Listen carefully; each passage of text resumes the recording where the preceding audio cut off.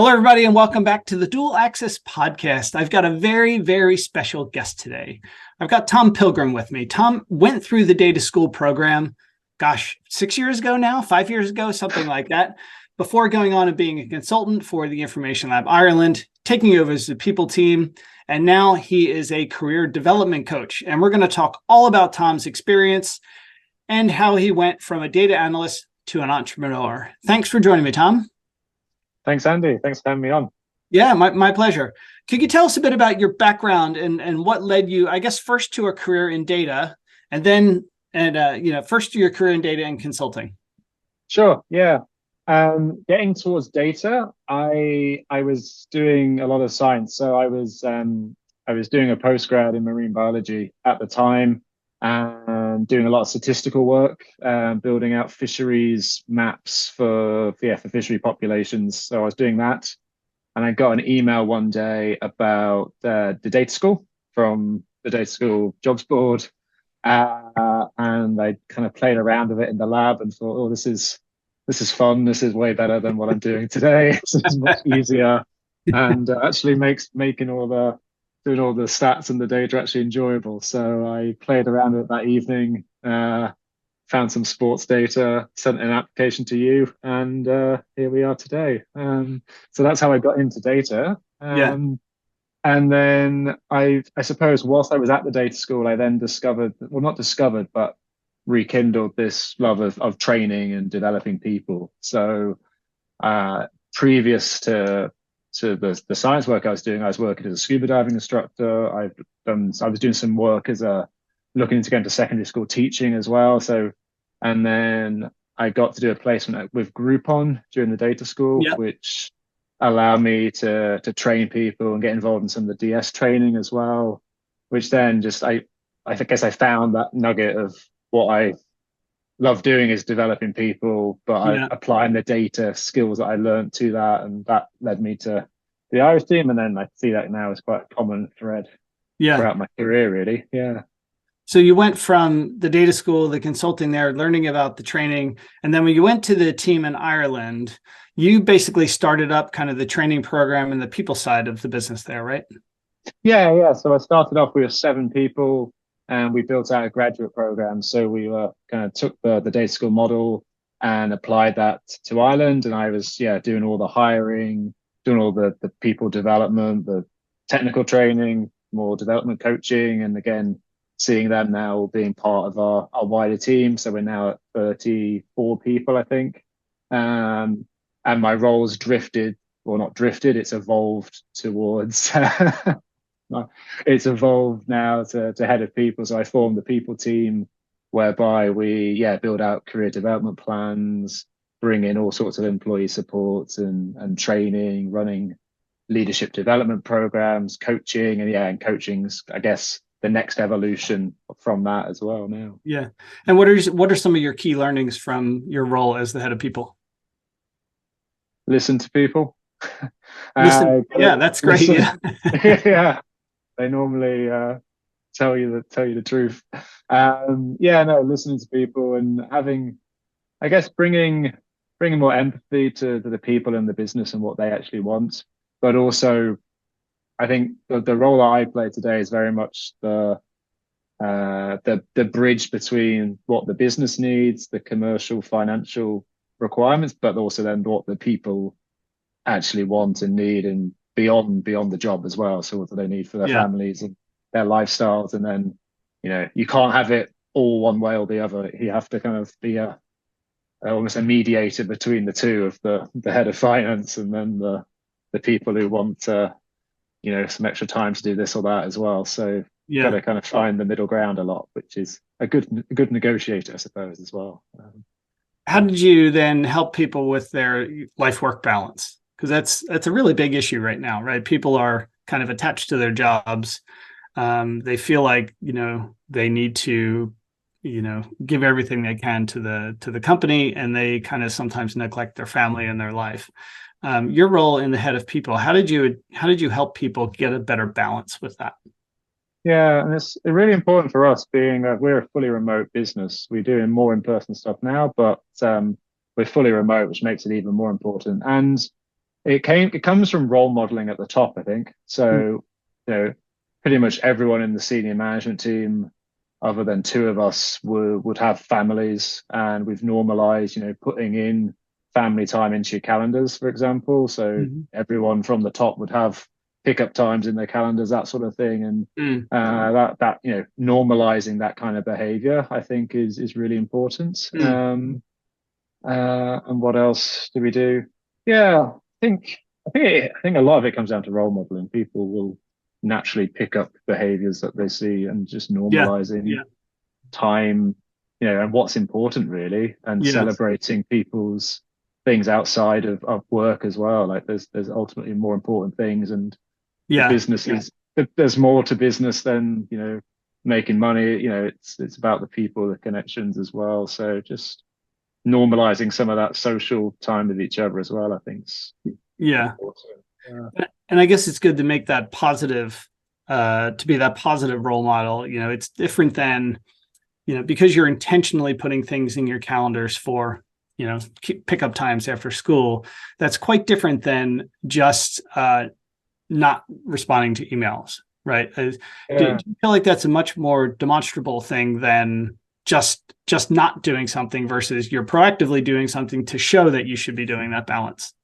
Yeah, definitely. I mean, I have someone in my team, yeah, and she's got a family, and she'll have all of her times mapped out in her calendar, when she's working, when she's not working, and that works really well because I'm not going to pester her when she doesn't need it, when she doesn't Yeah. need elsewhere. And I think so. There's a huge level of trust as well, I think, and I think it goes both Mm. ways. I think that whole normalizing when people are working and when they aren't, it shows trust and autonomy. And I think once the employee has trust that the employee's not the company's not kind of chasing you up, 24/7 for something, Yeah. then you naturally trust the company back, and you give that extra bit of work when you are working as well. So I think it, Yeah. it Yeah. goes both ways. Yeah. Yeah. I imagine that helps a lot with employee retention then. Yeah. Oh, massively. The retention's been ridiculously high for us the last few years. I think, yeah, we've grown from what, 7 to 35, and I think two or three people have left in Mhm. that time as well. So yeah, no, it's been really good, and something that's always a really nice thing that you can talk to new employees about as well. And when you're hiring, you can reference that, which is always there's lots of indicators and things you can say, but having a strong retention rate is yeah, it's hard to beat for attracting people. Yeah. Yeah. And while you've been in your role as the head of people, you started doing certifications to become a certified career coach. Why did you decide to head that path? Yeah, so we, as a management team, we all started working with an executive coach to work on our own, Okay, whatever so you've it got is your we own wanted to coach. work on. Yeah, so I had my own coach, and we all did as a leadership team. We all had our own coach that we were working with, and we all saw the benefit of it hugely. And I've always been interested in that. I've kind of naturally been coaching. My role was head coach before when I was developing. So I've always lent into that sort of thing. Yeah. So I was fortunate that Dave, would put me towards some trainings, and I did the qualification there for my coaching. So it's transformative coaching program, and Mhm. yeah, so I really enjoyed it. As I was doing it, it was very much the reason was internal coaching within the company. That Sure. was Yeah. Yeah. initial reasoning to do it, and as I got more and more into it, I just rediscovered I had a passion for it really. I think Mhm. I've always loved that one to one. You'd have seen it through training people in the day school and elsewhere, where you kind of see that aha moment that Yeah. that's Yeah. when someone gets in, you see that someone walks out the room, and they're a step ahead of where they were when they walked in, and it's just that Right. nice. Um, and I kind of drifted away from that as the role had evolved, kind of got you know, less involved in doing the one to one support and training, and coaching really got me that again. So Mhm. I'd been doing it then alongside my role within the company, but also I started to get some clients outside of the information lab as well, and really Mhm. enjoying that. that bit of work as well. So just kind of slowly built the coaching up alongside. Yeah. And what advice do you have? So, I know that you spoke to your boss about wanting to start, developing this side business. I guess ultimately, Dave's a smart person. He probably saw that, this might be a potential great opportunity for you. What advice do you have for people that are trying to start something on the side? They're should they hide it? Should they make their boss aware of it? How do they kind of navigate that situation? Yeah. It's always going to depend on the personal circumstance, I'm sure. But for me, I would always want to just say it up front and have a conversation. But then I have a really good open relationship with my boss as well. So I've never anticipated that there'd be an issue by it, but I appreciate not everyone's in that situation. So it might be a bit different Yeah. for you. But yeah, I think honesty upfront, explaining the reasoning, the benefit to the company from it as well. Mm-hmm. Because ultimately there's always, unless it's a completely conflicting business, it's not really going to have negative implications on the company. Generally speaking, other than maybe you're using too much of your own time. But I think, and I've had someone in my team come to me. We've got a couple of people who have got little side things that are going on, and they're always set it up front, and it's always a good positive thing. I think it's the way the world is going as well. More and more people are having just diverse income streams, and seeing what they can do on the side. I think just being really open about the the benefits to you and your own development and how that could impact the company going forward. I think that's a good way. And then just being open about the time. So I was very open around, I'm probably going to spend 3 or 4 hours a week on this in terms of coaching. There might be a bit more outside of that as well, but actual fixed hours that I won't be available for work. And when are you going to do that? Just being really setting a clear, I think once everyone's very clear on what the expectations are, then it should all be okay. Yeah. I guess it all comes down to communication, right? Yeah. Like definitely. everything else in life. Yeah. Yeah. So if we think then about your role now, or the business you're doing on the side is the career development coach, what are some of the most common career dilemmas that people are coming across from your clients, and how have you been advising them? Yeah, so people come to me, it's often with language such as I'm stuck or I've hit a plateau and I don't know what to do next. And there's some sort of deliberation over, should I stay? Should I go? Right. Often it's those things. They've been somewhere for a few years and they're starting to feel a bit stuck, and they're trying to figure out where to go next.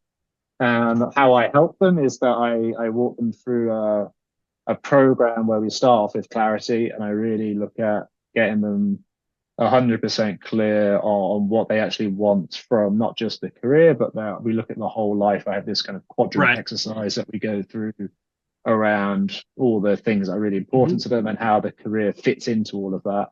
And it takes people away from this work-life balance approach, but instead kind of embraces a work-life harmony and making sure everything fits together and everything's going in the right direction for what they want ultimately. So I do that. Then depends then on where they go. So it's all very bespoke programs. I would then take people through really looking at interview practice sometimes as well. One of my current clients now, where we've been doing yesterday, we were going through a job application, for example. So we actually were going through the job description and helping her with the framework I've got there to break down all of her experience and skills and telling stories of how to actually pitch herself there and lots of other things like that. But I think it's very hard to know where the coaching goes until we've done that clarity piece to start with, which I'd always start off with. Yeah. How should people know, that when it comes to coaching, I know the value of coaches, and because I've had them before, but if somebody's kind of unsure, like, should they have a coach? What is a coach? How do they navigate that process? How do they navigate it? Like, how do In they what way? figure out, well, do I need a coach? How do I find a coach? Things like that, like how to get started with a coach. And I guess like a lot of people don't even know coaches exist for this, Yeah, right? yeah, yeah. I would say using a platform like LinkedIn is always a good place to find people and be able to start a dialogue. I think every good coach out there will happily have conversations with people as well before engaging in anything Yeah. to understand, because coaching is a very it's an unregulated thing, right? So all coaches will act in different ways based on what they, how they want to work and how they've been trained as well. So there's no kind of set agenda that's regulated. This is how coaching should work. Like lots of coaches will do things in all Yeah. sorts of different ways. So the coach needs to know if it's the right fit for them as well, and if it's the right kind of type of work. And ultimately, all coaches are, no one I think gets into coaching to make a huge amount of money. They get in there to help people and help them in the right way.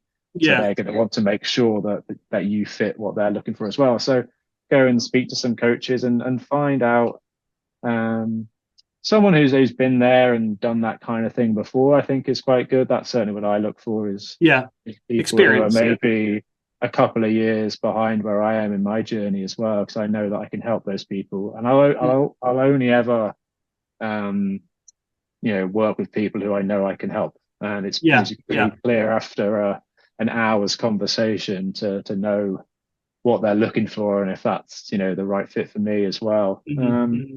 So yeah, go and How does speak to somebody some know? people. How does somebody know if they should even get coaching? Right? Yeah, They might be stuck, but they're like, what do I do? You know? yeah. If they're if you've been fighting the same thing for a long time, I don't seem to be making any progress, then I'd certainly say that's where a coach can come and help you. Right. Right. I guess it's kind of like therapy, right? Yeah, it is. It definitely is. Yeah, yeah. A lot Career of it therapy. is sitting there. There's a lot of there, and it's sitting and it's listening, and even just speaking back the words that people say to me and paraphrasing them can be all that people need a lot of the time. And I've had loads of sessions where people have actually said just hearing those words back has just sparked them into action, because like you're Mm. always acting as that mirror to them where um, yeah, and there's something about speaking. It's like I'm not a psychologist, but I've come across a lot of this now. It's something around speaking out your thoughts, which is just incredibly Yeah. forward thinking. And that's what coaching is about. I guess different to therapy. It's much more, it uses similar methodologies, but it's much more looking forward at what you want to do next and how Yeah. do we get Yeah. you there. So yeah. That's good. So yeah, if you're stuck and a bit lost and you're not sure, how to get, and the other thing that coaching is very good for as well, especially in the career space, is it's quite hard to get. There's lots of technical training you can get a company to pay for. Yeah. Coaching in a career context is not something that's necessarily provided for by your company for reasons fairly obvious. Yeah. You Yeah. might go and leave them. So yeah, having an independent person is quite a strong way of doing. And that's regardless what it is. I coach people on could be something around time management or improving their communication as well. So it's not solely related to just career, although that's where I lean into most. Mm-hmm. So you're in the process of kind of transitioning out of your role as the head of people at the information lab, and you are going to become an entrepreneur and go all in on your coaching business. What inspired you to take the leap into entrepreneurship? I love the freedom and the flexibility to do what I really want to do, Mm-hmm. and have the time to do the things in my life that I want to do as well. I think that's probably Yeah. the ultimate driver. And I find the coaching work just so rewarding. Mm. At a session yesterday where I came off it, I was like, oh, it was great. Like I can see the difference that I've just made to somebody Yeah. in terms of actually finding something for their next role. So it's a really rewarding bit of work, and it allows me flexibility to move around a lot as well, which is it's important to me.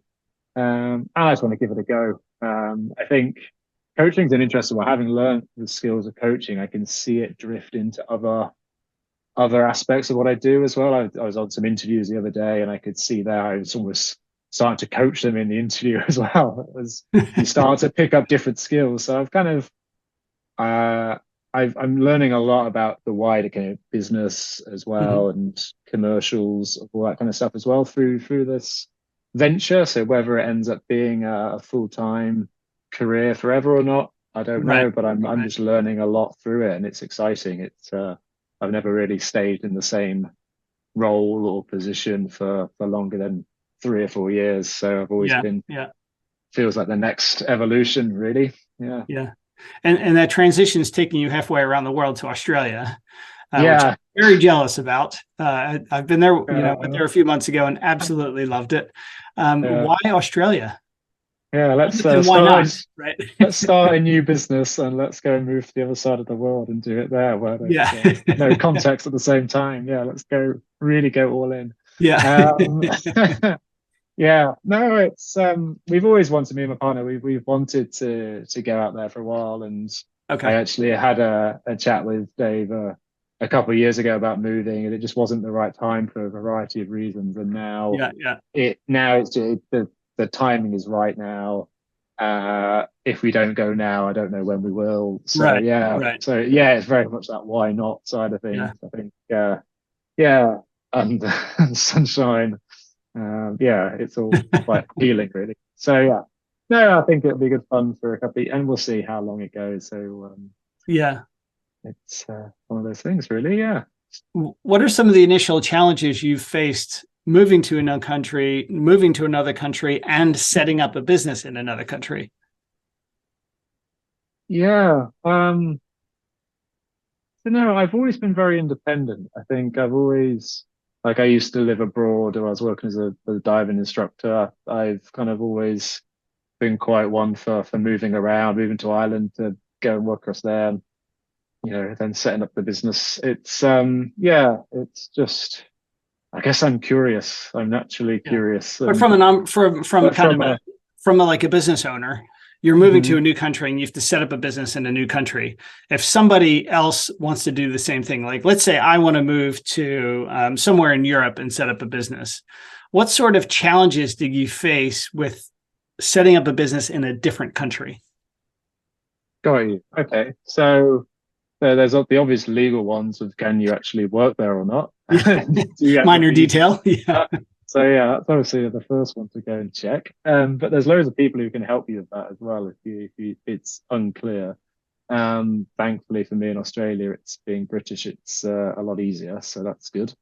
Yeah, and then I mean there's lifestyle challenges, of course, as well, and Mhm. uh, building out a client base as well. So, but I think the world's becoming ever more connected as well. So Mhm. people who I've been working with here in the UK and in Ireland, I can, if I do a few evenings or whatever, I can easily continue working with people for a couple hours a day, across the other side of Yeah, the just world as well. So adjust your working hours. yeah, exactly. So if you're willing to, I think you need a willingness to be a bit more flexible Yeah. around kind of finding On the both right sides, both times. with you and the clients. Yeah. Of course, yeah, and you've got to be open about that with new clients you're signing up as Mhm. well.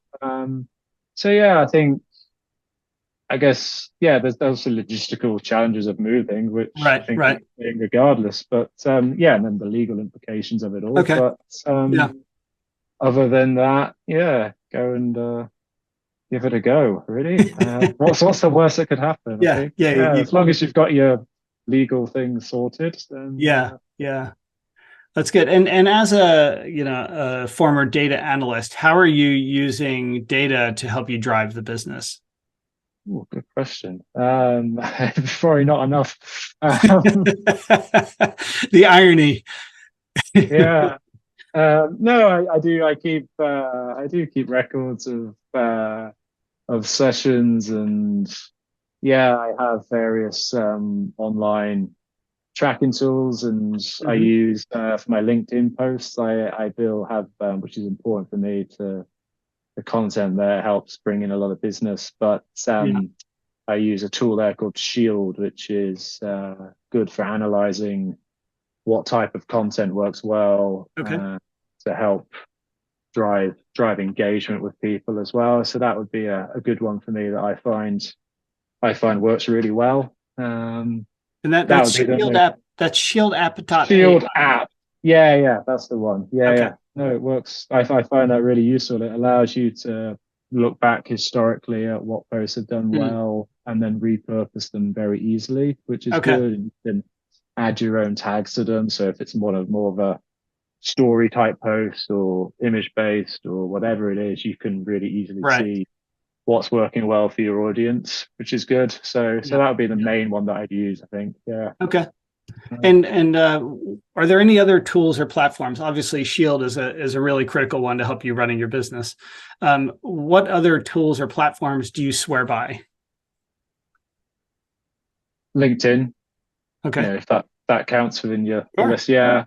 I think for anyone who's trying to, regardless of what you're doing, working a traditional career, doing your own thing, whatever it is, I think building a network there, building a personal brand on there is one of the best bits of both personal development, but also networking that you can do. I think you've seen it yourself. I notice you're doing more and more.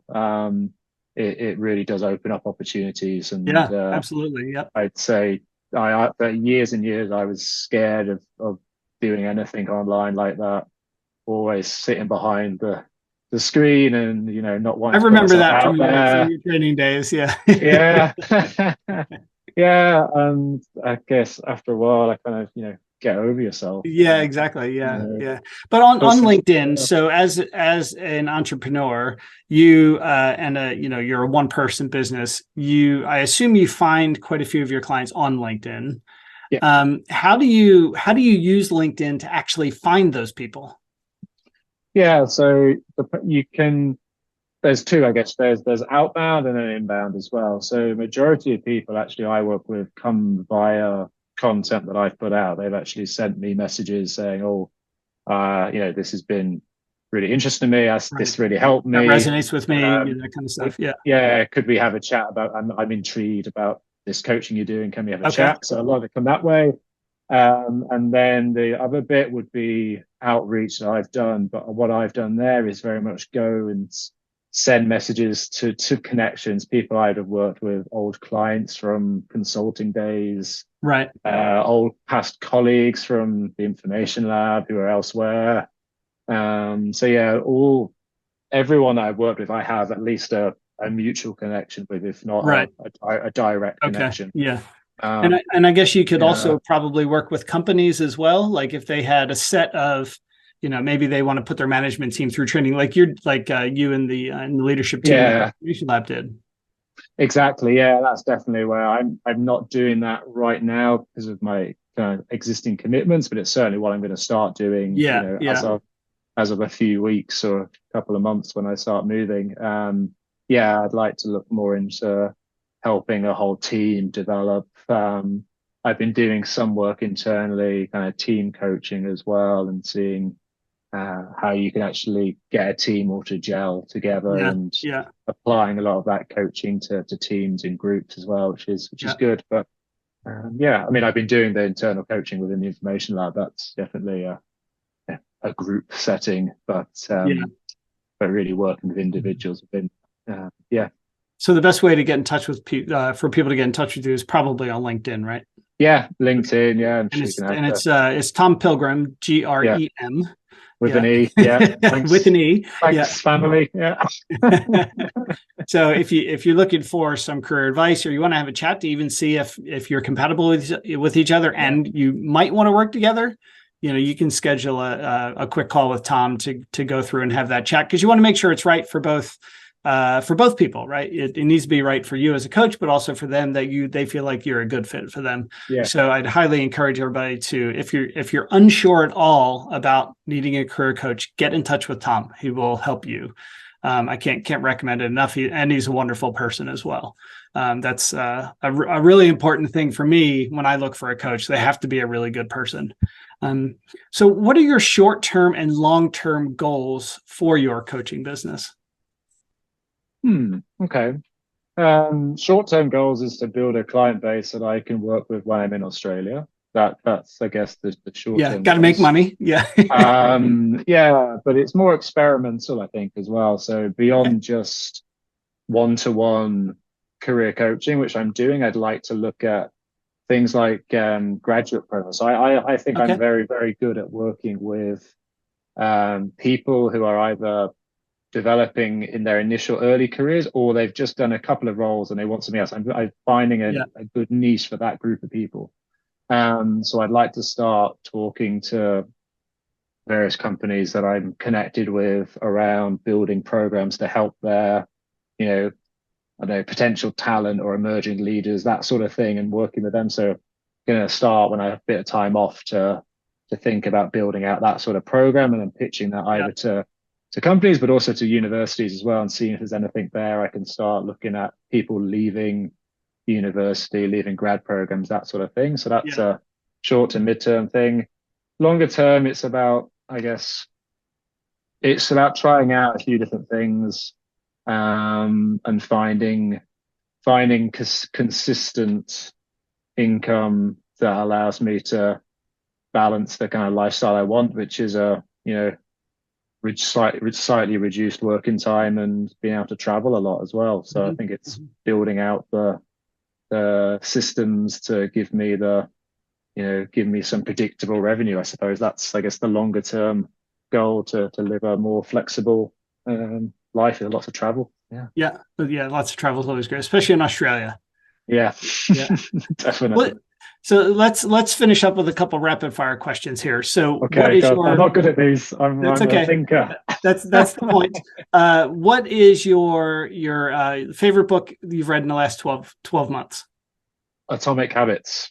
Oh, I just finished that. No, not a shadow of a doubt. Yeah. Okay. That was a really quick answer too. That's good. Yeah.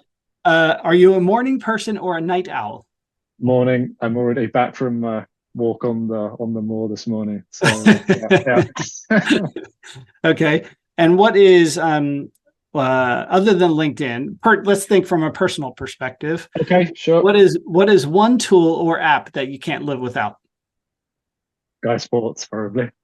Keep up with football and rugby and all that. Yeah. Great. Good enough. Well, Tom, what's the best way for people to get in touch with you? So if they're interested in pursuing, so you talked about LinkedIn. Let's go through those resources again. Yeah, I think LinkedIn's the best way. You can probably just add a link to that in the description. Yeah, I'll put it in the description. Cool. Yeah. People connect with me, send me a message, and I'd love to have a chat with you via that platform. Yeah, that's the best way. Great. All right. Well, thank you very much, Tom, and good luck with your move to Australia. Great. Thanks, Andy. All right. Enjoyed today. Bye. Thank you. Bye.